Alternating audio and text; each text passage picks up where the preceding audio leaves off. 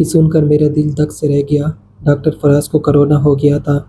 میں ایک نرس تھی اور مجھے فراز بہت پسند تھے۔ میں ان کے گھر چلی گئی۔ والدہ نے مجھے بتایا کہ فی الحال کسی سے نہیں مل سکتے۔ ہمارے اسٹاف کے کچھ ساتھیوں نے غلط رنگ دینا شروع کر دیا، جس سے ڈاکٹر صاحب بہت دل گرفتہ ہوئے۔ وہ بدنام نہیں ہونا چاہتے تھے، کیونکہ ہمارے درمیان ایسا کوئی تعلق نہ تھا جس پر شرمندگی ہو۔ میں ایک مقامی ہاسپٹل میں نرس ہوں۔ کبھی سوچا بھی نہ تھا کہ اس پیشے میں آ جاؤں گی۔ نرس بن کر دکھی انسانوں کی خدمت اور دیکھ بھال کروں گی۔ دیگر طالبات کی ماں یہی سوچا کرتی تھی کہ ڈاکٹر بنو گی، ماں باپ کا نام روشن کروں گی۔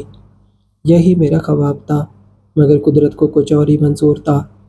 اس نے مجھے ڈاکٹر کی بجائے نرس ہونے کا اعزاز بخش دیا۔ جب میں 9ویں میں تھی تو ان کا انتقال ہو گیا۔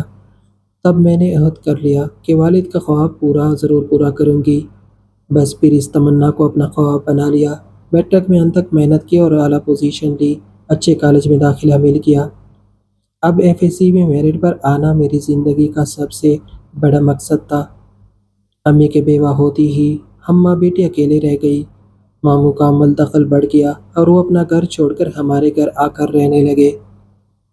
مجھے اللہ نے اچھی صورت دی تھی، تبھی میٹرک کے بعد ہی اچھے گھرانوں سے رشتے آنے لگے، مگر ماموں جان مجھے اپنی بہو بنانے کی ٹان چکے تھے۔ حالانکہ ان کا بیٹا نیز محلے بھر میں بدنام تھا۔ اس میں بری عادتیں جڑ پکڑ چکی تھی۔ 7ویں جماعت سے نشے بھرے سگریٹ پینا شروع کر دیا تھا، جس کے سبب اسے اسکول سے نکال دیا گیا۔ وہ آوارہ لڑکوں کے ٹولے کا سربراہ بن گیا۔ ماموں جانتے تھے کہ ان کے نکمے سپوت کو کوئی رشتہ نہیں دے گا۔ میری اماں پر ان کی گرفت بھی خاصی تھی۔ وہ خوش تھے کہ لڑکی بھی ان کے گھر آ جائے گی اور بہنوئی مرحوم کی جمع پونجی بھی وہ سمیٹ لیں گے۔ میں ان سب باتوں سے بے نیاز اپنے مستقبل کے سپنوں میں گم، جی توڑ کر پڑھائی میں مصروف تھی کہ میرٹ بن جائے گا تو میڈیکل کالج میں داخلہ ملے گا۔ ایک دن ماموں انگوٹھی لائے اور امی سے کہا کہ اسے انگار کی انگلی میں پہنا دو، منگنی امتحانوں کے بعد کر لیں گے۔ امی نے وہ انگوٹھی پہنانے کی کوشش کی تو میں نے ہاتھ کھینچ لیا۔ امی، آپ مجھے جان بوجھ کر جہنم میں کیوں دھکیلنا چاہتی ہے؟ یہ آپ بانجے کے کرتوت نہیں جانتی۔ میں ہرگز آپ کے نشئی آوارہ بنجے سے شادی نہیں کروں گی۔ امی بولی کہ لڑکی کیسی باتیں کرتی ہو؟ کیا تعلیم حاصل کرنے کا یہ مطلب ہے کہ لڑکیاں خود سر ہو جائے؟ ماں سے اس طرح بات نہیں کرتے۔ میں نے کہا کہ میں قسم کھاتی ہوں، اگر آپ نے ماموں کے دباؤ میں آ کر انیس سے میری شادی کا سوچا تو میں خودکشی کر لوں گی۔ میری میٹرک میں ضلع بھر میں اول پوزیشن آئے ہیں۔ اس سفارش اور رشوت کے دور میں پوزیشن لانا آسان نہیں۔ بتائیے کتنی جان ماری ہوگی میں نے۔ شادی اگر انیس جیسے چرسی سے ہو گئی تو کیا میری زندگی تباہ نہیں ہو جائے گی؟ خدارا مجھے ایف ایس سی سکون سے کر لینے دیجیے۔ امی نے ماموں سے کہا کہ کچھ وقت انتظار کر لے، ایف ایس سی کر لینے تو نتیجہ آنے دو، دیکھو قسمت میں کیا لکھا ہے۔ ماموں خاموش ہو گئے، مگر دل میں طے کر لیا کہ میرا بیٹا ڈاکٹر بننے کا خواب کبھی پورا نہیں ہونے دیں گے، کیونکہ میں باپ کی جائیداد کی اکلوتی وارث تھی اور ان کی یہ گوارا نہ تھا کہ یہ سب کچھ کسی اور کے ہاتھ چلا جائے۔ چند دن خاموش رہنے کے بعد انہوں نے امی کو جانے کیا پٹی پڑھائی کہ وہ سر ہو گئی کہ تم میڈیکل کالج میں داخلہ لینے کی بجائے نرسنگ میں داخلہ لے لو۔ مجھے امی کی بات ماننی پڑی، کیونکہ انہوں نے کہہ دیا تھا کہ اگر نرسنگ نہ کی تو انیس سے شادی کر دیں گے۔ اسی خوف سے میں نرسنگ کے لیے آمادہ ہو گئی۔ ماں کو خوش کرنے کے لیے نرسنگ کو عارضی سہارا سمجھ کر ٹریننگ سینٹر چلی گئی، مگر جب باہر کی دنیا میں قدم رکھا، نئی دنیا دیکھی، تو تربیتی کورس کے دوران کئی بدحواس واقعات پیش آئے اور میں نے کورس چھوڑ دیا۔ مگر ماموں نے دوبارہ امی پر دباؤ ڈالا کہ یہ چھوٹا سا کورس مکمل کر لے تو بعد میں میڈیکل میں داخلہ بھی دلا دوں گا۔ دراصل وہ مجھے اسی پیشے میں پھنسانا چاہتے تھے۔ مانتی ہوں کہ نرسنگ بھی ایک عظیم پیشہ ہے، مگر اس وقت میرے ذہن میں یہ بات نہیں آ سکتی تھی۔ میرے خواب اونچے تھے۔ پہلا سال مکمل ہو گیا اور دل لگنے لگا کیونکہ ہر کام میں تندہی اور شوق سے کرنے کی عادت تھی۔ اسپتال میں ڈیوٹی لگ گئی، مریضوں کے طرح طرح کی حالات بننے کا موقع ملا۔ دل سے ان کی دیکھ بھال کرتی، ان کی دعائیں اور شکریہ کے الفاظ میرا انعام تھے۔ دوسرا سال بھی گزر گیا مگر انیس سے شادی کی دھمکی اب بھی میرے سر پر تلوار کی طرح لٹکی ہوئی تھی۔ انہی دنوں میری ملاقات ڈاکٹر فراز احمد سے ہوئی۔ وہ بہت مہربان اور فرشناس ڈاکٹر تھے۔ ان کی اور میری عادتیں ملتی جلتی تھی۔ ہم دونوں مریضوں کی دل سے خدمت کرتے تھے۔ وہ اوروں سے بہت مختلف ڈاکٹر تھے، جیسے میں اپنی ہم پیشہ لڑکیوں سے مختلف تھی۔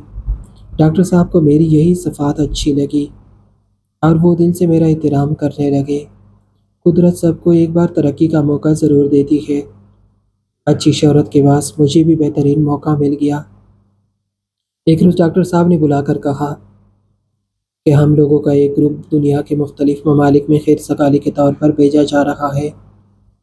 میں اس گروپ میں شامل ہوں اور تمہارا نام دینا چاہتا ہوں، کیونکہ ہمارے ساتھ کچھ نرسیں بھی جائے گی۔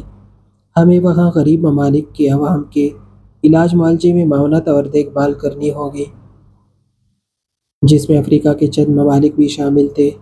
ہم بہت سے غریب ممالک میں گئے، وہاں کے مصیبت زدہ اور قحط زدہ عوام سے ملے جو جنگوں کے باعث کیمپوں میں پناہ گزین تھے۔ ان بیمار لوگوں کو دیکھ کر میری ذہنی تربیت اور بصیرت اور اضافہ ہوا اور زندگی کی اصل حقیقت کو سمجھنے کا موقع ملا۔ یہی سمجھ میں آیا کہ انسانیت کی خدمت در حقیقت زندگی کا اصل مقصد ہے۔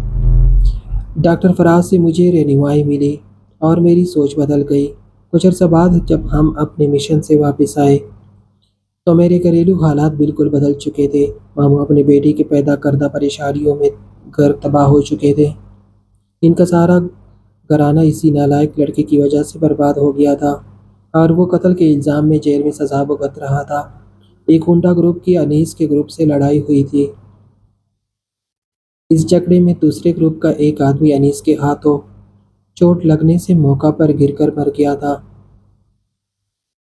امی بیچاری گھر کو تالا لگا کر اپنی ایک خالہ زاد کے گھر رہ رہی تھی۔ میرے آنے سے ان کو حوصلہ ملا۔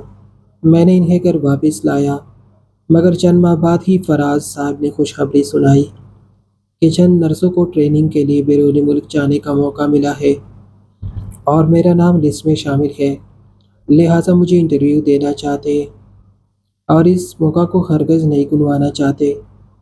خود ڈاکٹر صاحب بھی جا رہے تھے۔ والدہ کو دوبارہ ان کی عزیزہ کے گھر شفٹ کر کے میں بیرونی ملک چلی گئی اور وہاں کچھ عرصے کی ٹریننگ مکمل کر کے واپس لوٹ آئی۔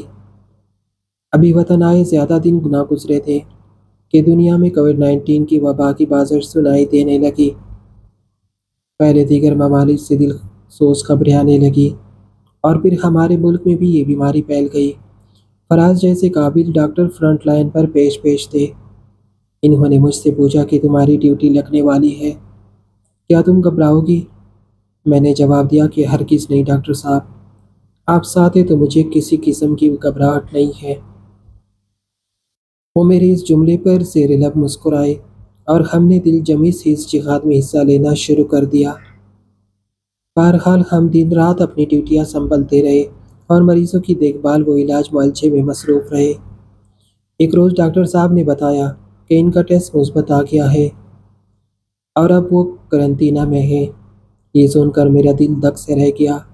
وہ قرنطینہ ہو گئے اور میں خود کو لاوارث محسوس کرنے لگی۔ یا اللہ ڈاکٹر صاحب کو صحت عطا فرما۔ ہر لمحہ یہی دعا میرے دل سے نکلتی رہی۔ ایک دن خود پر قابو نہ رکھ سکی اور ان کے طبیعت معلوم کرنے ان کے گھر چلی گئی۔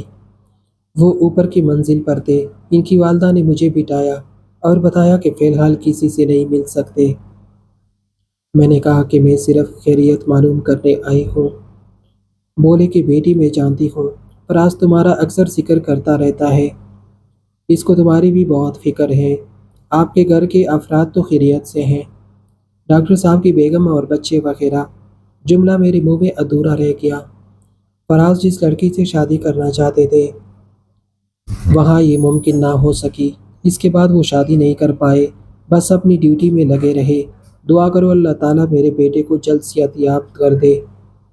چاہتی ہوں کہ اب شادی کر لے، میں بوڑھی ہو گئی ہوں۔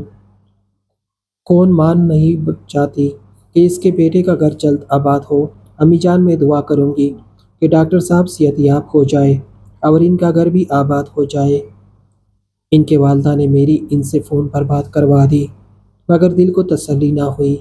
گھر آ کر بھی دل بجھا بجھا سا رہا تھا۔ انہوں نے کبھی گھر والوں کا ذکر نہیں کیا تھا اور نہ ہی میں نے پوچھا، البتہ والد کا ذکر کرتے رہتے تھے، جن سے مل کر مجھے خوشی ہوئی۔ سچ ہے، جتنی اچھی ماں ہو اولاد بھی اتنی اچھی ہوتی ہے۔ ان دنوں میں اتنی اداس تھی کہ میرے ساتھ کام کرنے والوں نے بھی میرے مزاج کی اس تبدیلی کو محسوس کر لیا۔ اس دن والدہ نے بتایا کہ ان کے سر میں درد ہے اور بھی بخار بھی ہو رہا ہے۔ میں نے انہیں چیک کیا، واقعی حرارت تھی۔ دن رات مریضوں کے درمیان رہ کر میں کچھ خوف زدہ سی رہنے لگی تھی۔ امی کے بارے میں فکر مند ہو گئی۔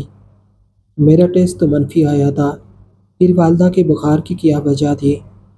ان کا بھی ٹیسٹ کروایا، معلوم ہوا کہ وہ وبا کی زد میں آ چکی تھی۔ ماں کی خاطر میں نے چھٹی مانگ لی۔ ڈاکٹر صاحب نے فوراً چھٹی دلوا دی، کیونکہ میں نے پہلے کبھی چھٹی نہیں لی تھی۔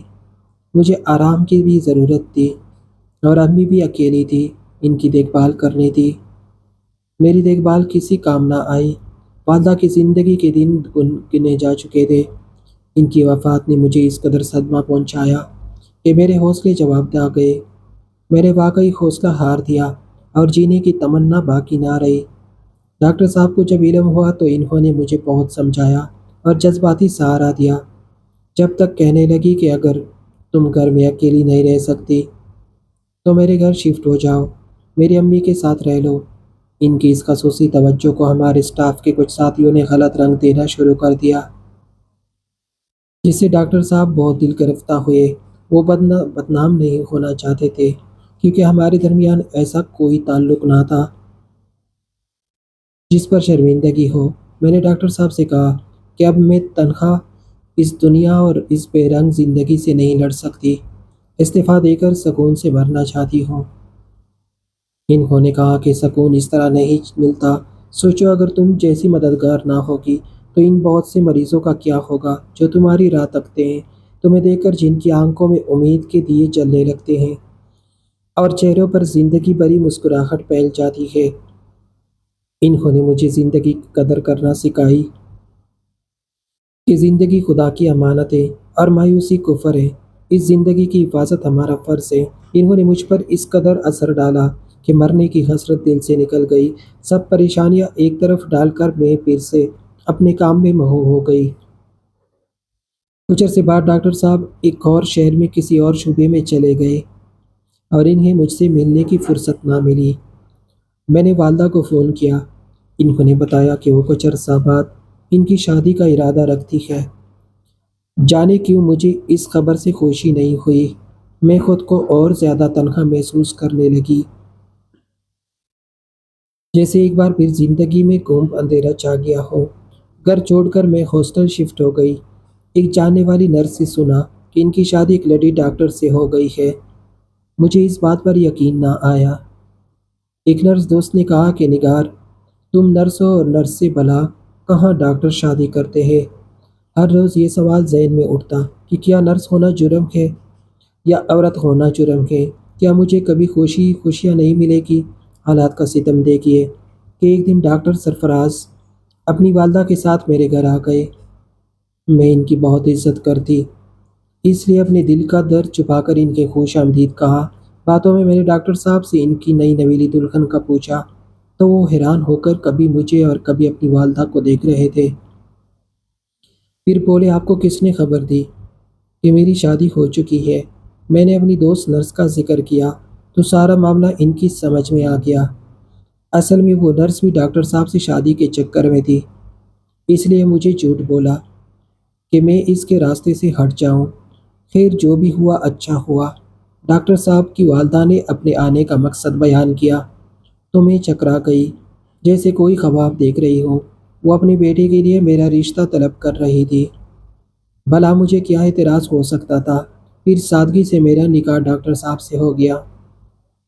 انہوں نے مجھے جینے کا حوصلہ دیا تھا اور آج میں ان کے شانہ بشانہ بنوزی کی خدمت کر رہی ہوں، نہ صرف اپنی ساس کی بلکہ اپنے خاوند کی بھی بہت خدمت کرتی ہوں۔ اصل میں اپنے لیے نہیں، دوسروں کے لیے جیتے ہیں۔ خدا کرے وہ لوگ جیتے رہے جنہیں زندگی کی ضرورت ہے۔ ہمارے لیے تو جینا اسی کا نام ہے کہ دوسروں کو جینے کا حوصلہ دیتے رہے اور ان کی دعائیں لیتے رہے، کیونکہ ان کی دعاؤں میں ہمارا اصل انعام ہے۔